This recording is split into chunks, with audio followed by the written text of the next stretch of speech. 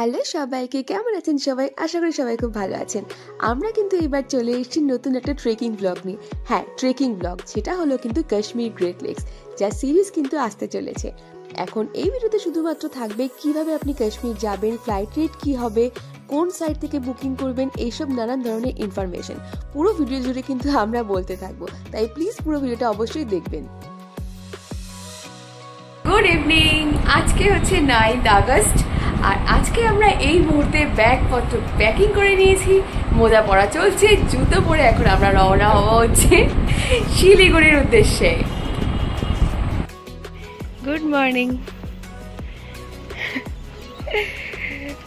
এখন আমরা যাচ্ছি বাগডোগরা এয়ারপোর্টের দিকে। আর এই যে বাঁদিকে চা বাগান, সামনে রাস্তা। অনেক সকালে নেমেছি, কিন্তু ভাবলাম যে ঠিক আছে চলো, অনেক সকালে নেমেছি কিন্তু ভাবলাম যে হাঁটাই লাগিয়ে দিই, কারণ এখান থেকে খুব কমই ডিস্টেন্স, 1 কিলোমিটার মতো ডিস্টেন্স হবে। তো যাচ্ছি যখন ট্রেকিংয়ে, তো কেনই বা হাঁটবো না, মর্নিং ওয়াক। তো ওয়ে টু বাগডোগরা এয়ারপোর্ট। সকাল সকাল চলে এসেছি প্রায় বাগডোগরা এয়ারপোর্ট, কারণ ফ্লাইওভারে ওই পাশে নেমেছিলাম, জাস্ট একটুখানি হাঁটা পথ লাগলো আমাদের। চা বাগান দেখতে দেখতে হাঁটলাম, দেখুন এয়ারপোর্টের দিকে যাচ্ছি। এইটা হচ্ছে বাগডোগরা এয়ারপোর্টের এন্ট্রান্স। এখানে একটা কথা বলে রাখি, আমাদের কিন্তু ফ্লাইট রেট পড়েছে ৭৫০০ পার পারসন, যার মধ্যে কিন্তু কমপ্লিমেন্টারি স্ন্যাক্স ইনক্লুড আছে। ফ্লাইট টিকিট কিন্তু যখন কাটবেন তখন মাথায় রাখবেন কতগুলো জিনিস, যেগুলো হলো খুব বেশি আগে থেকে কিন্তু টিকিট কাটবেন না, মোটামুটি 2 থেকে 2.5 মাস আগে থেকে টিকিটটা কেটে নেবেন। আর তার থেকেও ইম্পর্টেন্ট জিনিস হলো ফ্লাইট রেট, সেটা কিন্তু ডে আর মানে সপ্তাহে কোন দিন আপনি কাটছেন সেই অনুযায়ী কিন্তু অনেকটাই ভ্যারি করে। কারণ ফ্রাইডে থেকে যদি মানডে এই দিনগুলো আপনি টিকিট কাটেন তাহলে কিন্তু রেট অনেক বেশি থাকে। বেস্ট অপশন হচ্ছে টুইসডে অ্যান্ড ওয়েডনেসডে। আর যদি মনে হয় যে মেজর এয়ারপোর্টগুলোকে অ্যাভয়েড করবেন, যেমন ধরুন আমরা কিন্তু বালুরঘাট থাকি, তাই আমাদের কাছে কলকাতা যাওয়া বা শিলিগুড়ি যাওয়া অনেকটাই সেম ডিস্টেন্সের ব্যাপার, তাই আমরা কিন্তু কলকাতা থেকে কোনো টিকিট কাটিনি, আমরা কেটেছিলাম বাগডোগরা থেকে। আর কলকাতা থেকে কিন্তু কাশ্মীরের ফেয়ার ছিল 10,000 মতো, যেটা কিন্তু আমরা বাগডোগরা থেকে পেয়েছিলাম মাত্র 7,500, কিন্তু সেটা ভায়া দিল্লি। আর এই যে লাগেজ আমরা কিন্তু বাগডোগরা এয়ারপোর্টে একবার ড্রপ করেছি, সেটা কিন্তু আমরা ডাইরেক্ট গিয়ে পাবো আমাদের ডেস্টিনেশন সাইটে, মানে হচ্ছে শ্রীনগরে গিয়ে। যতই কানেক্টেড ফ্লাইট হোক না কেন, আপনার লাগেজ কিন্তু আপনার এয়ারলাইন্সই ক্যারি করবে, আপনি শুধু ক্যারি করবেন হচ্ছে আপনার কেবিন লাগেজটা। ইন্ডিগো কিন্তু পার পারসন 15 কেজি পর্যন্ত লাগেজ ক্যারি করতে দেবে ব্যাগের ক্ষেত্রে, আর আপনার কেবিন লাগেজের ক্ষেত্রে সেটা হবে 7 কেজি, মানে টোটাল আপনি 22 কেজি লাগেজ ক্যারি করতে পারবেন। ফাইনালি কিন্তু আমরা টিকিট কালেক্ট করে নিয়ে এবার চললাম আমাদের ফ্লাইটের দিকে। আর এই বিশাল ব্যাগটা কিন্তু থাকবে আমাদের কেবিন লাগেজে।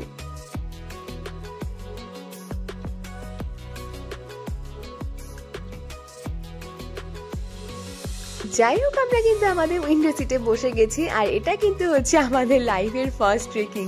সো আমরা কিন্তু ভীষণই এক্সাইটেড এই ট্রেকিংটা নিয়ে, তাও কাশ্মীরের মতো এত সুন্দর একটা জায়গায়। We just can't wait to go there. এবার আসি প্লেনের উইন্ডো সিট কি করে চুজ করবেন সেই কোয়েশ্চেনটাতে।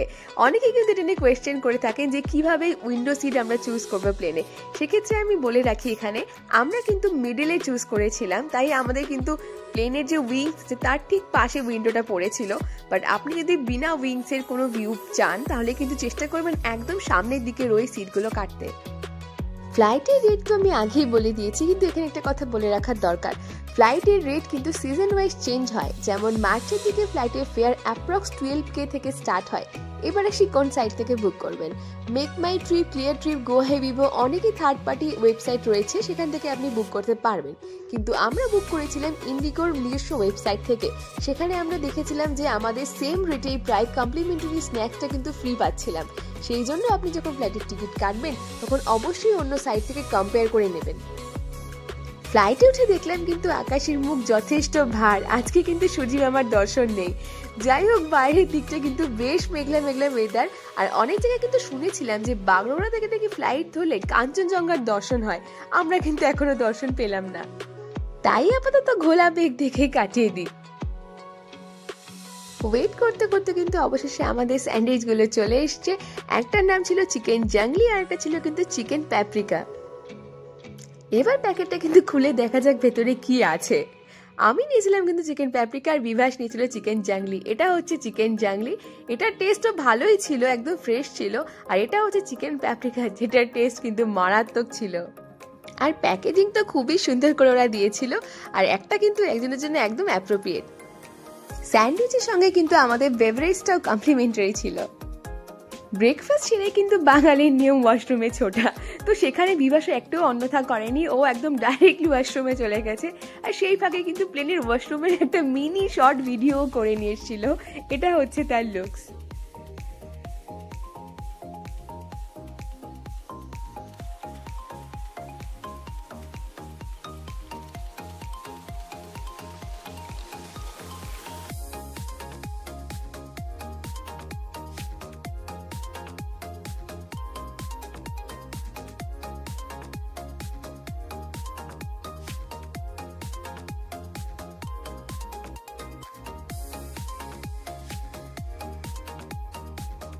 বাগডোগরা থেকে কিন্তু দিল্লির ডিস্টেন্স প্রায় 2 থেকে 2.5 ঘন্টা। হ্যাঁ, এতক্ষণ আমরা ফ্লাইটেই ছিলাম। এবার কিন্তু অবশেষে আমাদের দিল্লি নামার সময় হয়ে এসছে। আর দিল্লি থেকে কিন্তু কানেক্টিং ফ্লাইট ধরার জন্য আমাদের লেওভার টাইম ছিল 2 ঘন্টা। আর সেই টাইমের মধ্যে কিন্তু আমাদের প্ল্যানিং আছে আমরা এয়ারপোর্টের লাউঞ্জ অ্যাক্সেস করবো মাত্র 2 টাকায় খাবার খাওয়ার জন্য।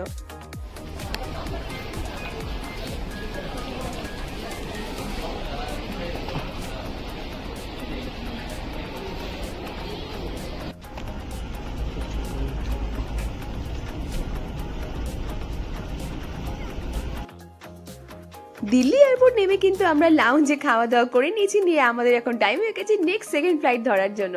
আর হ্যাঁ, ওই খাওয়া দাওয়ার ভিডিও কিন্তু একটা শর্টসের মধ্যে আছে, সেটা আছে ওপরের আই বাটনে, যার প্রাইস কিন্তু ছিল মাত্র 2 টাকা এয়ারপোর্টে খাওয়া দাওয়া।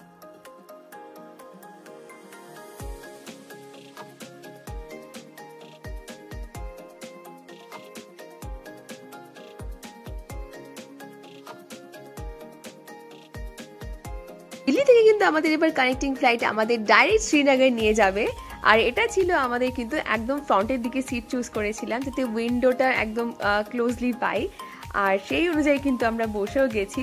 এটা দেখুন হচ্ছে সামনের দিকে উইন্ডো সিট চুজ করার যে ভিউটা, সেটা এখানে কিন্তু কোনো উইংস থাকে না, একদম ক্লিয়ার ভিউ থাকে। সকালটা মেঘলা মেঘলা ওয়েদার দেখে কাটিয়ে দিল, কিন্তু এখন ওয়েদারটা যথেষ্ট সুন্দর, কারণ এখন প্রায় বিকাল হয়ে গেছে। আর মেঘগুলো তো জাস্ট অসাধারণ লাগছিল দেখতে।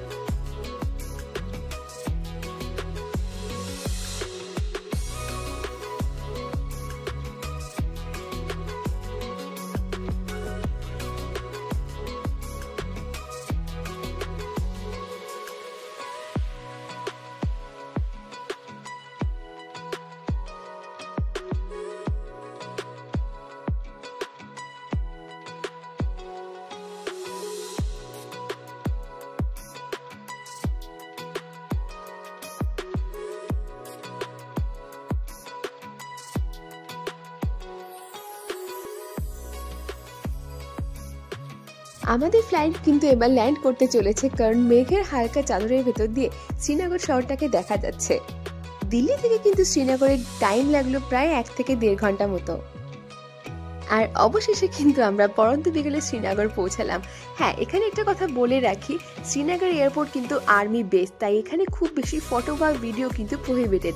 আমরাও যদিও বা খুব বেশি ফটো এবং ভিডিও নিইনি, যেটুকু আছে সেটা কিন্তু আমাদের একদমই লিমিটেড। আর হ্যাঁ, কাশ্মীরে কিন্তু আপনাদের প্রিপেড সিম কাজ করবে না, এখানে আপনাকে পোস্টপেড কানেকশন নিতে হবে। সেটা আপনি আপনার সিম কনভার্ট করেও আনতে পারেন বা কাশ্মীর থেকে কিনতে পারেন। শ্রীনগর এয়ারপোর্ট থেকে কিন্তু লাগেজপত্র নিয়ে আমরা বেরিয়ে গিয়ে কিন্তু আমরা একটা ক্যাব করেছি আর আমাদের গন্তব্য খায়ার চক। এখন বাজে কিন্তু সন্ধ্যে 7:30, আর বাইরে এতটা আলো এখনো পর্যন্ত রয়েছে।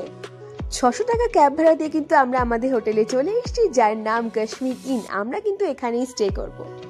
এই হোটেলটা কিন্তু ডাল লেক থেকে একদমই কাছে। সো আজকের মতো আমাদের গন্তব্য এই পর্যন্তই ছিল।